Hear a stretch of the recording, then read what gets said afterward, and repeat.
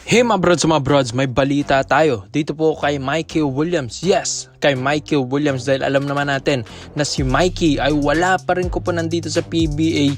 Baka maunahan pa nga siya ni Jetroy Rosario na magkaroon ng kuponan kaysa sa kanya. So sa tagal-tagal ba namang hinihintay ito ng TNT Tropang Giga mga brods ay hindi na nga kumuha pa ng kontrata. Ito pong si Mikey Williams. Napakatagal na nito mga brods. Napakarami kasing problema ni Mikey Williams at ang kampo ng TNT Tropang Giga. Alam naman natin ng TNT, focus pa sila ngayon sa laro sa Game 5 against Barangay Nebra sa finals mga kabrods. Pero kahit ganun, syempre iniisip na rin nila yung mga future roster nila next season's Commissioner's Cup mga brods. At ito na nga, gusto nilang kunin kasi si Mikey Williams ulit mga brods ang TNT Tropang Giga. Dahil sa pagkawala nga ni Mikey Williams, ngayon na lang ulit sila nakatungtong ng finals at yung dalawang kampyonato na yon na nangyari from past few years ay galing din yun kay Mikey Williams dahil siya yung tinanghal na finals MVP that time at partida andun pa yung Ronde Hollis Jefferson. So kapag meron ka Mikey Williams, para ka na talaga merong import mga kabrod. So ito na nga si Mikey Williams talagang malabo nang pumirma pa ng kontrata sa TNT ito mga brods kahit gaano pa kalaki yan. Dahil ito na nga merong koponan din kasi na gustong mag-offer kay Mikey Williams mga bros dahil nandito yung kanyang kuya-kuyahan na si Chris Ross. At ito matagal na rin natin itong nabalita mga bros kung saan ang SMB nga mga kabrods sabi rin sa mga reports natin ay merong offer na malaki kay Mikey Williams. Una na rin yung Hinebra kaso nga lang ayaw ni Coach Tim Cone kahit nandito yung kanyang tropa na si Jamie Malonzo. Bakit? Dahil more on team play si Coach Tim.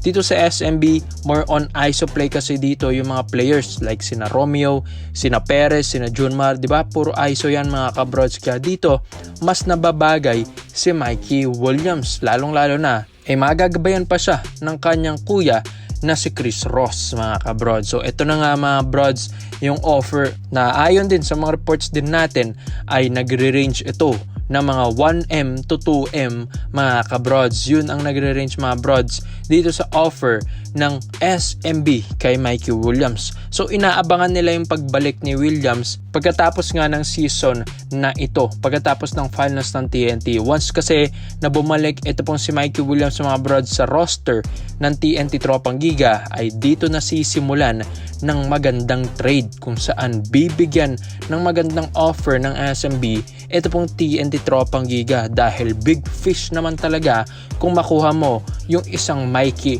Williams mga brods. Alam ko iniisip na rin ito ng mga karamihan lalo na yung mga fans na sana yun nga magkaroon na ng offer at magkaroon na ng team si Mikey Williams dahil syempre sayang yung talent niya mga kabrods, di ba? So ito na nga Mikey Williams, alam natin na maglalaro na ito ulit sa PBA next season kaya itong offer ng SMB mga brods ay maganda ito at malapit-lapit na.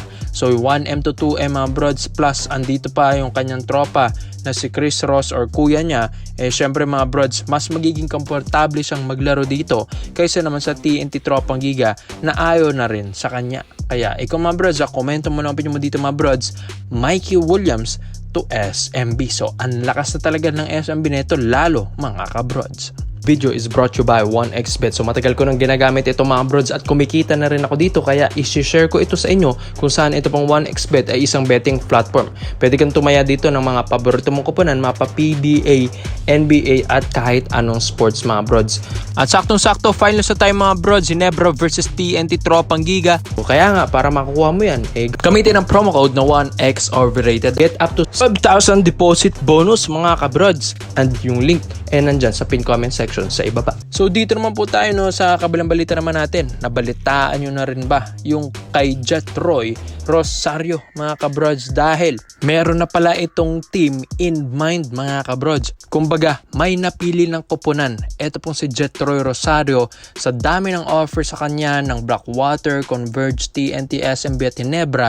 Sa limang yun mga brods may napili na doon si Jetroy Rosario. Siguro isa-isa natin Blackwater X na yan dahil paalam na siya sa Blackwater. Converge possible dahil ang laki ng offer ng Converge. Tapos sa TNT naman mga brods brods, feeling ko malabo na to. Dahil may nagtanong sa kanya sa Instagram account ni Jetroy Rosario na kung babalik pa ba siya sa TNT. Ang sagot niya, TNT is my first home in PBA. I'm not closing my doors. They will always have a special place in my heart. So sa pagsagot pa lang ni Jetroy Rosario sa ganun, mga brods, alam mo na parang hindi ito yung kanyang napiling koponan.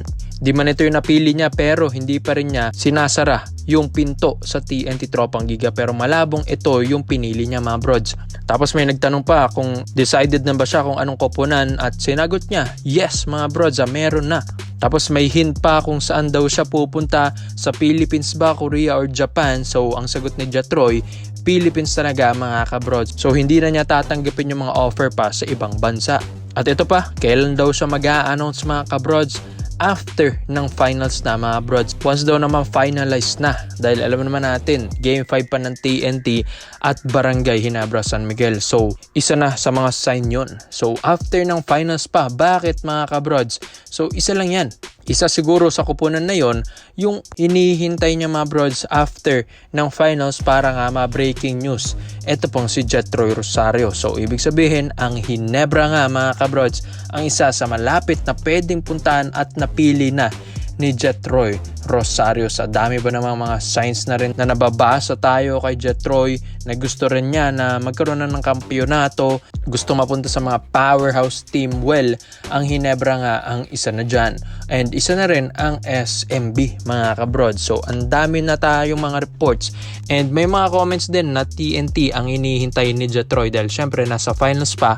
After ng finals dun siya mag-a-announce. So pwede rin ng TNT, pero para sa akin mga brods, diba, TNT trinade nga siya dyan sa dami-dami ba namang pwedeng i-trade para makuha si Oftana, si Troy Rosario pa. So siguro may tampo siya sa TNT pero hindi pa rin niya sinasara yung pinto na bumalik ng Tropang Giga. So gusto niya mag-explore mga kabrods. Bakit pa siya maghihintay ng matagal ng 2 months kung babalik rin naman siya ng TNT? So syempre alam naman natin si Jetroy gusto rin mag-explore neto ng ibang kupunan. At syempre kahit sino ba namang player mga brods, Barangay Ginebra San Miguel ang isa sa mga dream team dito sa PBA. Every player's dream talaga yung Barangay Ginebra San Miguel. And sa Ginebra alam natin kailangan din nila ng tulong sa ilalim and sa wings. Dahil yung tatlo nga injury prone na, like Go, Malonzo, and Gray. So hindi rin natin masisisi ang Ginebra kung ito yung kukunin nila dahil alam natin gusto lang mag-reinforce ng Ginebra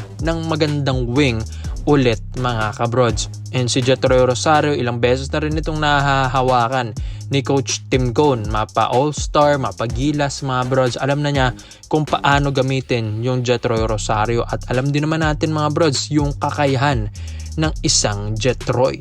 So alam natin malakas ang kutob ng mga fans and well, gustong gusto rin naman nila na mapunta si Troy Rosario sa Barangay Ginebra San Miguel dahil ang dami na rin tayong mga reports and rumors na ang Ginebra talaga ang isa sa mga nakafocus ngayon sa pagkuha kay Troy Rosario. And well, syempre ang laki din naman ng pera ng kupunan na ito kaya di hamak na kaya na talaga nilang ofera ng milyon-milyon ito pong si Troy Rosario. Kaya ikaw mga brods, sa tingin nyo ba ano yung napili ng koponan ni Troy Rosario? Pero sabi ng mga fans and mga reports natin, Ginebra ang nakakalamang. Kaya komento mo lang pa yung dito mga brods at isa natin yan. Salamat po sa panonood mga brods. This is Overrated Highlights yun lang.